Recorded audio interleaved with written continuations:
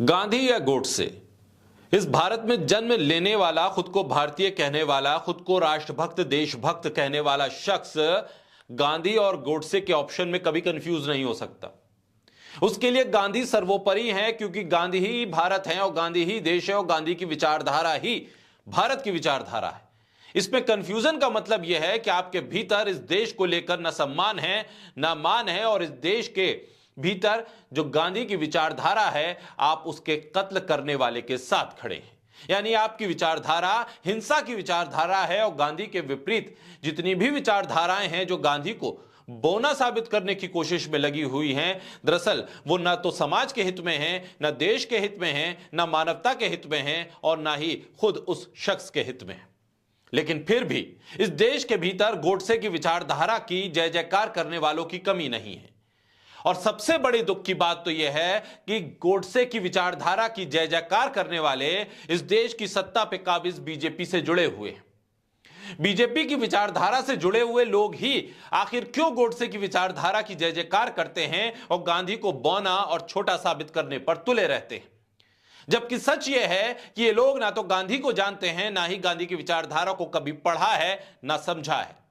सिर्फ और सिर्फ एक कुंठा और गांधी के प्रति एक द्वेष को लेकर इन्होंने सिर्फ गोडसे का महिमा मंडल करना ही राष्ट्रभक्त और देशभक्त होने का सबूत समझा है। ऐसे में भोपाल की एक सांसद ने जब गांधी और गोडसे के भीतर भेद करते हुए गोडसे को देशभक्त बताया था, तो देश के प्रधानमंत्री ने कहा था कि मैं उन्हें दिल से माफ नहीं कर सकता। लोगों ने कहा नतीजा यही है कि उनका टिकट कट गया, क्योंकि प्रधानमंत्री ने गोडसे को देशभक्त बताने पर साध्वी प्रज्ञा का टिकट नहीं दिया, उन्हें दिल से माफ नहीं किया। लेकिन अब एक और एंट्री बीजेपी में जो हुई है बंगाल में, वो एंट्री भी गोडसे की भक्त नजर आ रही है, गोडसे की समर्थक नजर आ रही है। तभी तो उस शख्स को गांधी और गोडसे में से चुनने के लिए वक्त चाहिए था।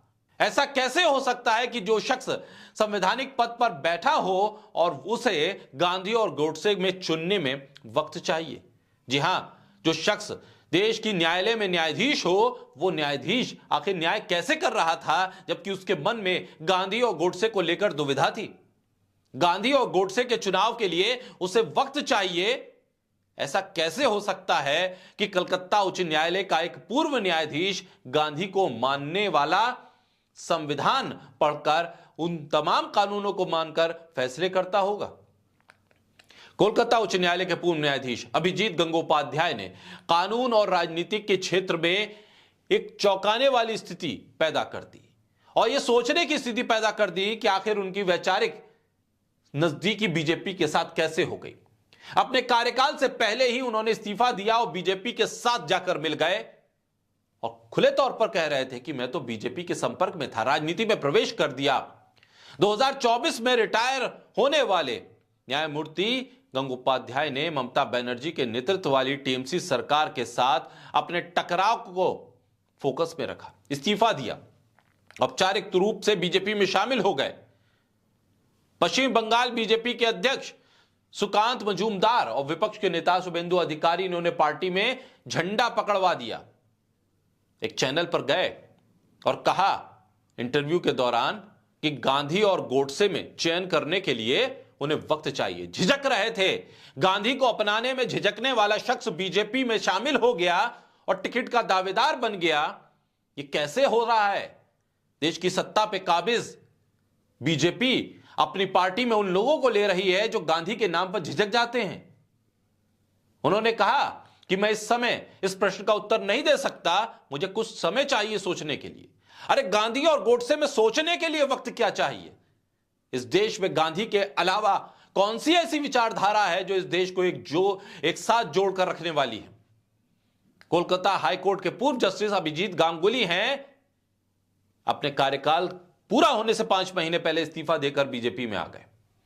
उन्होंने इस बात को स्वीकार किया कि अपने पद पर रहते हुए उन्होंने भाजपा से और भाजपा वालों ने उनसे संपर्क किया। अब से बीजेपी की तरफ से लोकसभा चुनाव वो लड़ेंगे। अभिजीत गांगुली पिछले 2 साल उन्होंने टीएमसी के मंत्रियों को जेल भेजा, 22 मुकदमों में पश्चिमी बंगाल सरकार के खिलाफ सीबीआई जांच के आदेश दिए। यह व्यक्ति 4 दिन पहले तक हाईकोर्ट का जज था। जब उससे पूछा गया कि गांधी या गोडसे, तो कहने लगे इस बारे में सोचना पड़ेगा। ये जज थे। महात्मा गांधी और गोडसे के बीच उन्हें सोचना पड़ रहा है किसे चुने। प्रधानमंत्री ये देख रहे हैं। अब सारी नजर आप पर टिकी है, क्या इस शख्स को टिकट देंगे या दिल से माफ नहीं करेंगे। अब यही प्रधानमंत्री का परिवार है। शायद रणदीप हुड्डा का कुछ इफेक्ट पड़ गया है, तभी तो उनकी फिल्म का लग रहा है जैसे प्रमोशन कर रहे हैं। रणदीप हुड्डा जिस तरह से सावरकर की जय जय कर रहे हैं, बिल्कुल वैसे ही ये जज साहब, रिटायर्ड जज साहब, गोडसे और गांधी में फर्क नहीं कर पा रहे हैं। किसको चुने ये समझ नहीं पा रहे हैं, लेकिन उन्होंने बीजेपी को चुनना है ये समझ गए। अब देखना है कि बीजेपी इनकी झिझक पर क्या कहती है, टिकट देती है या दिल से प्रधानमंत्री माफ नहीं करते।